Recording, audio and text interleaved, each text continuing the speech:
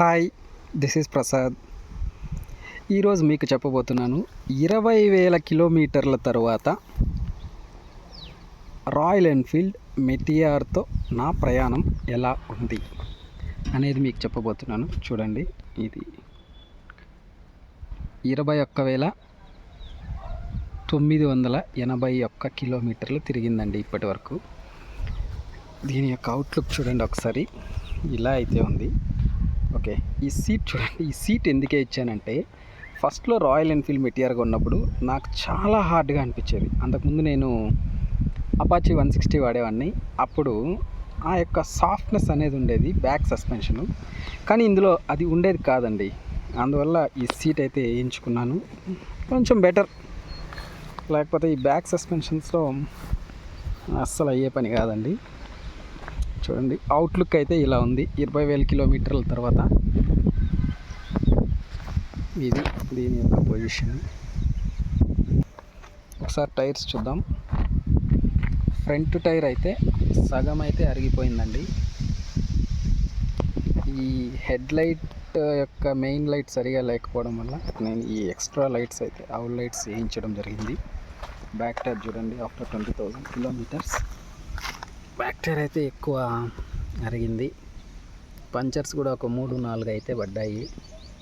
ఎందుకంటే ఈ యొక్క క్రూజర్ బైక్లో మనం బ్యాక్ బ్రేక్స్ ఎక్కువ వాడతాం, ఫ్రంట్కి అంతే. అందువల్ల బ్యాక్ టైర్ అయితే అరిగిందండి. సో ఇందులో ఒక 3 to 4 లాంగ్ రైడ్స్ అయితే వెళ్ళాను.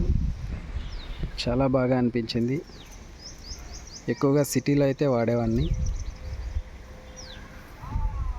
సో 20,000 కిలోమీటర్ల తర్వాత ఎలా ఉంది, ముందైతే దీంట్లో ఉన్న పాజిటివ్స్ గురించి అయితే మాట్లాడుకుందాము. ఇది ఏమంటే వైబ్రేషన్ ఫ్రీ అండి. అప్ టు 100 కిలోమీటర్స్ వరకు కూడా నాకైతే వైబ్రేషన్ ఎటువంటిది ఇవ్వలేదు ఇంజన్. ఫుట్ పెగ్స్ వద్ద కానీ లేదా హ్యాండిల్ బార్స్ వద్ద కానీ ఈ వైబ్రేషన్ అయితే ఎప్పుడూ అనిపించలేదు. ఆఫ్టర్ 100 అయితే వైబ్రేషన్ అయితే తెలుస్తుంది మనకు. అంతవరకు వైబ్రేషన్ అయితే లేదు. Even at any speed vibration అయితే లేదండి దీనిలో. ఇంకోటి అంటే, ఈ సూపర్నోవా మోడల్లో నాకు చాలా బాగా నచ్చింది, క్రోమ్ ఫినిష్ చాలా చోట్ల టచ్ చేశాడండి. ఈ ఫినిష్ ఇక్కడ చూడండి, ఇండికేటర్స్కి చూడండి, ఇది క్రోమ్ ఫినిష్. ఇక్కడ ఈ మిర్రర్స్ క్రోమ్ ఫినిష్. సో ఇదైతే బాగా నచ్చింది. ఇన్ని రోజులు అయిన తర్వాత కూడా ఈ బైక్ మీద ఉన్న లైక్ అయితే అస్సలు పోవట్లేదు.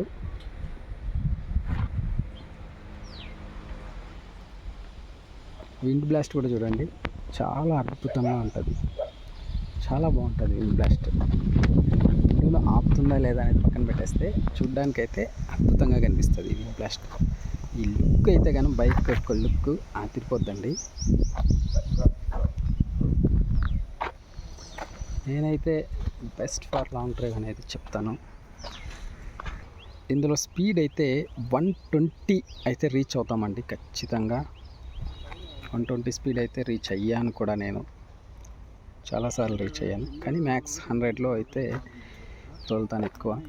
మరి 120స్లో అయితే 100లో కంఫర్టబుల్ స్పీడ్ ఉంటుంది కాబట్టి అందులో వెళ్ళొచ్చు. ఇంకోటి ఏంటంటే, దీంట్లో ఉన్న పాజిటివ్ పాయింట్ పర్ఫెక్ట్ బ్రేకింగ్ ఉంటుందండి. ఇందులో బైబ్రీ క్యాలిపర్స్ ఇచ్చారు, పర్ఫెక్ట్ బ్రేకింగ్. ఒక్కసారి కూడా స్కిడ్ అవ్వలేదు ఇందులో. ఈవెన్ అట్ 100 స్పీడ్స్ కూడా బ్రేక్ వేస్తే పర్ఫెక్ట్గా ఆగిపోతుంది బైక్. చూడండి, ముందర వెనక 2 బైబ్రీ బ్రేక్స్ ఇచ్చారు, అలా ఉంటుంది. బ్రేక్స్ విషయంలో అయితే ఏం కాంప్రమైజే లేదు. ఇంతవరకు 20,000 కిలోమీటర్లో నేను చేంజ్ చేసింది బ్రేక్ ప్యాడ్స్. రెండిటికి బ్రేక్ ప్యాడ్స్ అయితే చేంజ్ చేశాను. Front back 2 brake pads change చేశాను. తర్వాత చైన్ అండి, ఈ చైన్ అయితే 15,000 కిలోమీటర్స్ అప్పుడే ఈ చైన్ స్ప్రాకెట్ అయితే చేంజ్ చేశాను. మీకు ఇంకో విషయం ఏంటంటే, ఎవ్రీ 500 to 700 కిలోమీటర్స్ మధ్యలో ఈ చైన్కి ల్యూబ్ అయితే వేసుకోండి, చైన్ ల్యూబ్ వేయండి, అప్పుడైతే బాగుంటుంది. లేకపోతే అడ్డీగా అయిపోయి అంత పిక్ అయితే చేయదు బైక్. సో ఈ 2 చేంజ్ అయితే జరిగాయి. ఇందులో చాలా బాగా నచ్చిన విషయం పర్ఫెక్ట్ బ్రాండింగ్ చూడండి. ఎక్కడ చూసినా బ్రాండింగ్ కనబడుతుంది. ఫుట్ పెగ్స్ పైన, ఇక్కడ టైర్స్ పైన, రిమ్స్ పైన ఈ రాయల్ ఎన్ఫీల్డ్ ఇది అద్భుతంగా ఉంటుందండి. ఇది అన్నిటికీ వస్తుంది. ఇక్కడ చూడండి, ఈవెన్ మిర్రర్ వైపు చూడండి, చూసారా? ఇక్కడ చూడండి, ఇక్కడ చూడండి, ఇది బ్రాండింగే. ఎవ్రీవేర్ ఈ బ్రాండింగ్ అయితే ఉంటుంది. ఎందుకు తమిళనాడు బోర్డు అనుకోకండి, మా నాన్న వాళ్ళు తమిళనాడులో ఉంటారు కాబట్టి నేను అక్కడ కొన్న బైక్, అంతే అండి, ఇంకేం లేదు. ఇక్కడ చూడండి, ప్రతి చోట బ్రాండింగ్. ఇక్కడ చూడండి, ఈవెన్ ఇందులో కూడా బ్రాండింగ్. ఇక్కడ చూడండి, ప్రతి చోట బ్రాండింగ్ అయితే కనపడుతుంది. ఈవెన్ ఇంజన్ పైన కూడా